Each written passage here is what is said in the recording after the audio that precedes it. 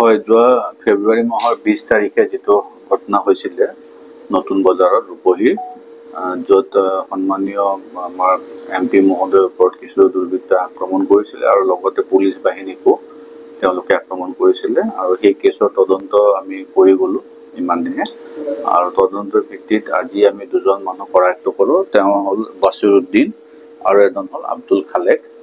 আৰু তেওঁলোকক আমি ইতিমধ্যে নগাঁৱৰ কেছটো আৰু যিটো ৰূপহীত দুটা কেছ হৈছিলে আপোনালোকে জানে, সেই দুটা কেছত আমি তেওঁক এৰেষ্ট কৰিম আৰু বাকী যিখিনি লিগেল একশ্যন ল'ব লাগে আমি তেওঁৰ ওপৰত ল'ম।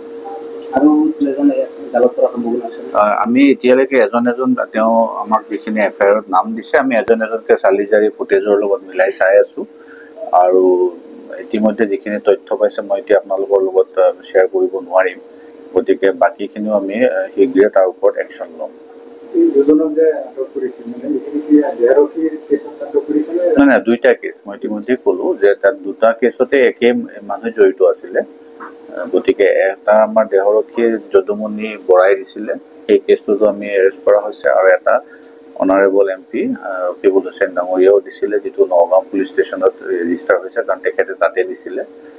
সেইটো কেছতো যিহেতু তেওঁ নেম একিউজ কৰি দিছিলে FIR-ত, গতিকে আমি তাতো তেওঁলোকক এৰেষ্ট কৰা হৈছে।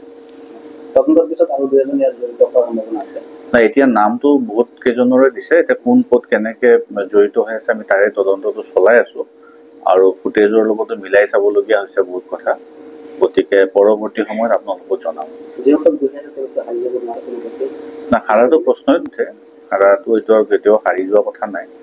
আৰু আমি যিখিনি তদন্ত চলি আছে, আমাৰ দুটাকে কেছ ৰুজু হৈছে, আৰু তদন্তৰ পিছত যিখিনি আমি সঁচাকৈ জগৰীয়া পাম, আমি ডেফিনেটলি তেওঁলোকৰ প্ৰটেকশ্যন।